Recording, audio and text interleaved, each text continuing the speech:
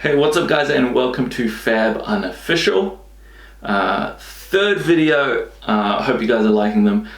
Today I am bringing you guys another deck tech. So this one is as near and dear to my heart as the Runeblade list. I am bringing you guys a Blitz and Ninja deck tech, but it is not Ira, it is this bad boy. Oh, in focus, love it. Talking about Katsu himself. Now, a lot of you guys are saying, I know Ira is so good already, you know, why would you change that? Why do you need to play Katsu? The ability on Ira is insane, obviously so much advantage over the long game, but I really love this deck, and it's a deck I was toying with for a while, but I honestly think the banning of Drone has made this deck so much better. This is not an aggro Katsu list, this is a control Katsu list, and the fact that every other deck has lost that inevitability that Drone gave them, especially in the Ninja Mirror, is so big, and allows this deck a massive advantage in the late game, and allows you to play in a way which most other decks just aren't able to. So I really love this, but let's get stuck in. I want to show you guys the list. Okay, so here is the deck. Now, you know, all of you have looked at so many Ninja decks recently. I don't expect you to be blown away. Obviously, you can see that bottom row. It's pretty much the core for every Ninja Blitz deck now, specifically with Ira. You're talking the 6 Flic Flak. That card is just so strong. And then all the pitch 3, block 3 combo pieces. Now you'll see there's 5 of them down there. Most Ira lists are playing 12. We're actually playing 14, but in the top row, obviously we have the Whelming Gustwave and the Lord of Wind, which I will touch on later. Now the middle row, we have utility and a few unique pieces, specifically that Remembrance and the Red Rushing River, and then the specialization combo line up on that top row. But I just want you guys to be able to see the deck in its entirety here, and I will touch on the specific packages a little later on. Okay, but before we get into those, here is the equipment suite. Now, obviously, this is where you can see the biggest disadvantage of this deck in comparison to Ira. We don't get to play Needle. So we've got the 2 Kodachis. They're so good on their own, chipping away damage and just really forcing your opponent to choose when and if they want to use their cards. But Needle does give certain matchups a tough time. Specifically Kano, you're able to, in the Ira list, you're able to pressure them with Needle, but Katsu's ability is not Ira's, and we're not able to give that Needle that natural +1 on that second attack. So in this deck, it's just going to break over and over and over again. So yeah, I just wanted to call that out. That is the biggest disadvantage of this deck, but I do think it makes up for it later on, which we'll touch on soon. Underneath that, we have the core 4, let's call them Mask of Momentum, Breaking Scales, Fyendal, Spring Tunic, and the Snapdragon Scalers. I only have the 10, there is another spot because I don't have the Needle, and Breeze Rider Boots was in and out, but ultimately I wasn't bringing it in any matchup anymore, so I haven't even bothered to chuck it here on the slide. And then below those, we have the Nullrune, the full suite of 4. Again, we're not able to apply quite as much pressure in the Kano matchup, so having the full 4 Nullrune is really important. We've got a few more blues and yellows, so we are able to prevent for almost always on most of their attacks, and then you can turn the tide depending on when you draw your more aggressive cards. I do really still like that matchup. It just plays out slightly different to what you guys will be used to when playing Ira. One thing of note here, the Breaking Scales, it does play out slightly different here. You are able to threaten Katsu's ability with this card, especially with the red Whelming Gustwaves, Obviously, previously the Breaking Scales were just an extra 1 damage, potentially threaten a mask, but here with Katsu's onboard ability, you are able to threaten the Breaking Scales to get in for a point and then tutor with Katsu's ability in tandem with Snapdragon Scalers giving go again to any of those pieces, or the red Razor Reflexes. But yeah, that's the equipment suite.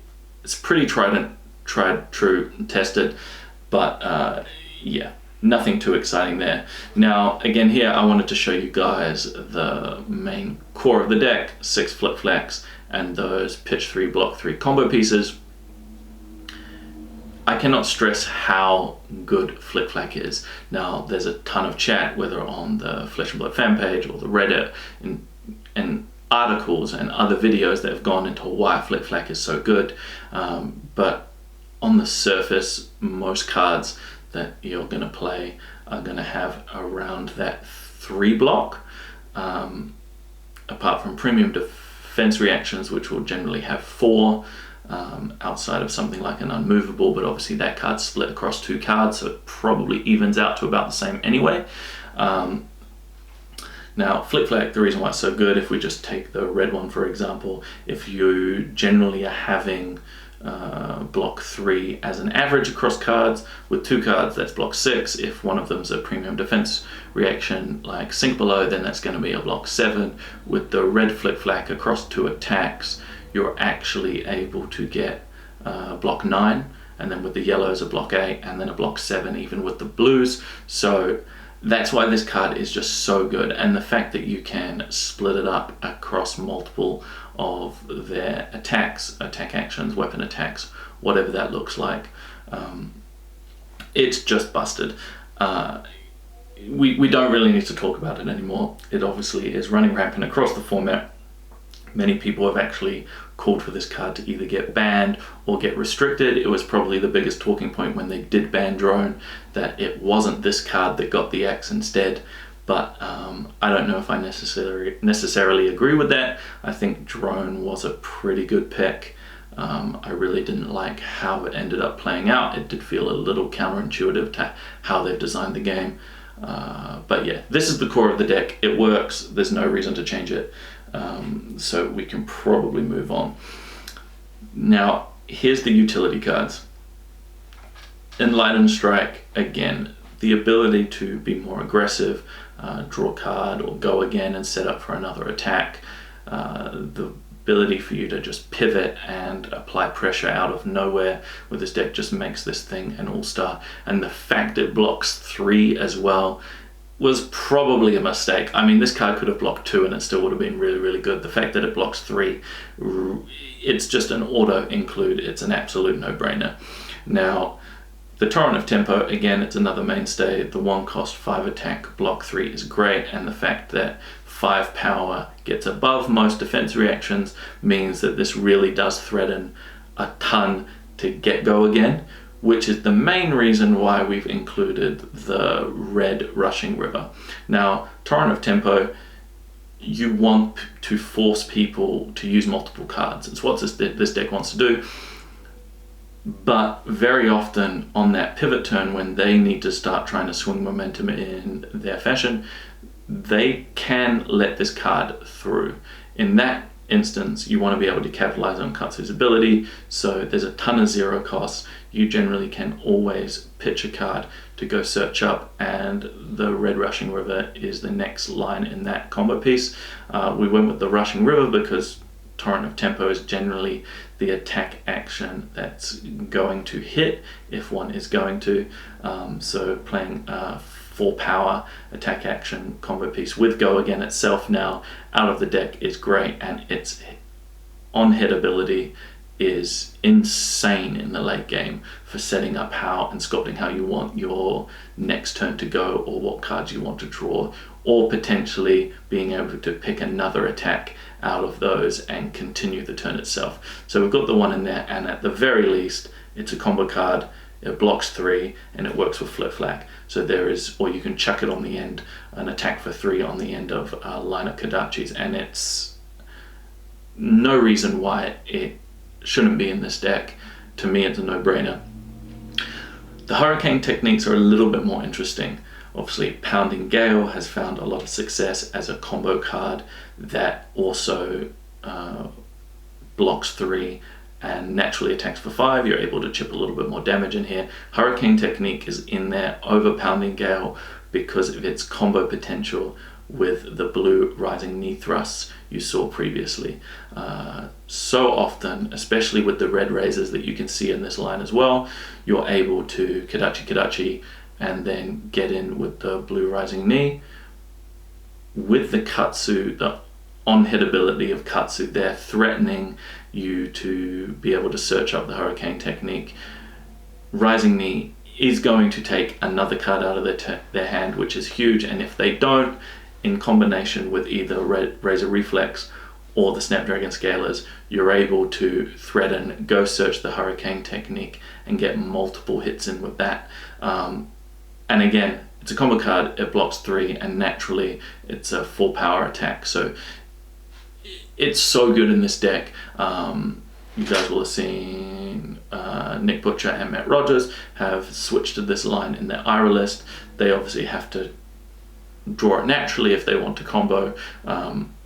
It's just as good in this deck, except you actually have the ability to set up searching it, and again changing tack and pivoting into a more aggressive role right off the bat. Again, we've already talked about the razors. They're so good, you just want to play them. You do want 2 in this list, again, to threaten or more reasonably pull off those combo lines with the Katsu. But outside of that, we have the red sigils. This deck is geared to play the mirror, the ability to gain life in the late game or even in the Kano matchup to gain life is so key. It's a 0 cost, so at the very worst you can pitch it to Katsu's ability, or it's a red 0 that you can pitch initially to be able to turn on go again for your Kodachis, and then pitch a yellow like a Hurricane technique to get in your other attacks. Now, the biggest spice card on the screen is obviously the one Remembrance. It is really key to the end game that you're trying to set up with this deck. I'll talk about it a little bit more in the next group of cards, but this gives you a little bit more inevitability long game, allows you to, obviously you don't have drones anymore and nobody has drones anymore, so being able to Remembrance back key cards is going to allow you to just apply way more pressure in the long game and just sort of outlast them in a control matchup. But the big reason and thing that card combos with are these right here. So we have the main specialization combo line for Katsu himself. There would be no reason to play Katsu outside of Ira unless you thought that this combo line really added something to your game plan, which I do.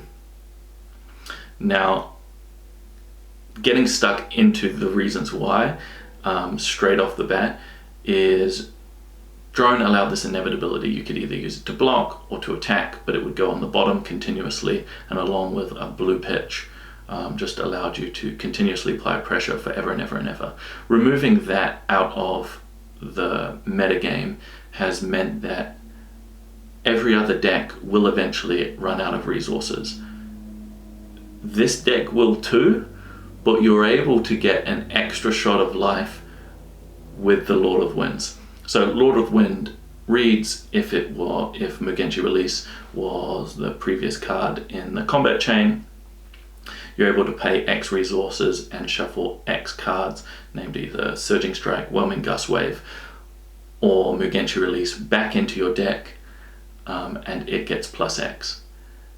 Very often, or just so often with the way this deck plays out, with you pitching blues to Kodachi and stuff, you're able to set up an end game where either with the Razor Reflexes, but more generally you're saving that Snapdragon Scalers to be able to start that combo line and set up a play where you can pitch, play Mugenshi Release. It doesn't even need to combo because you already want to have either that Lord of Winds in your arsenal or in your hand. You Snapdragon to give it go again and follow up with a Lord of Wind, and along with the 2 remaining resources and another 2 blues in hand, you're able to shuffle 8 of those key combo line pieces back into your deck, attacking with the Lord of Wind for 10 at a point where they're already resource depleted, and then get a second wind. Now, Lord of Wind doesn't shuffle itself back in, and there are times when you do want to block with it or whatever, but this is where the 1 Remembrance comes in, which is super key. You're able to shuffle the Lord of Wind that just attacked back into your deck, or if you have been forced to block or you've decided to attack with the 2 Mugenshi releases, you're able to shuffle those in as well. Now, the big thing you can see, we're playing all 3 colors of Whelming Gustwave. It's a combo piece and it blocks 3, so with Flic Flak it becomes a 5 block. That's obvious. Now, you want enough of these pieces in so you can thread in that really big endgame turn with the Lord of Wind and go really tall. But also there is some play, especially with the red Whelming Gustwaves, like we touched on. With the breaking scales, if you Kodachi and end on a red Whelming Gustwave, that breaking scales is threatening to push over 1 point of damage if they only single block it, in which case, you know, with the Snapdragon, you'd be able to search up the Mugenshi and start that chain again. So you're playing all 6 of them. The Whelming Gustwaves, yellows, are just a naturally good pitch early on. Anyway, most of the cards in this deck cost 0 or 1, and you don't have the 2 power attack suite like a lot of the Ira decks, so the yellow Whelming Gustwave is just good in its own right. And then you have the red Surgings. You don't want more than this. It only blocks 2 naturally. 5 power is great, and the natural go again, so you do have turns where you just earlier on are able to piece together the full combo line, in which case you're gonna go for it. There's no way, if you can pull off this full combo line, that you wouldn't go for it. And again, that's why the Remembrance is there. So if in the mid game you go for the full combo line and for whatever reason you needed to be able to recycle some of those pieces, you can Remembrance them back into your deck. But this is the package that I think gets the biggest boost from Drone being banned. You're able to play this game like you used to with Drone of Brutality, where you can just almost block everything and just see you and your opponents scale down on the resource front and work your way to a point where you just combo into Lord of Wind, shuffle 8 pieces back into your deck, force them to deal with a huge 10 power attack, and then follow it up on future turns by threatening that full combo line all over again. So yeah, it's really good. I played a ton of games with this build, pre-drone banning and some post-banning. Iron matchups still difficult, but I think that you actually have the advantage now. New builds of Ira are coming out all the time.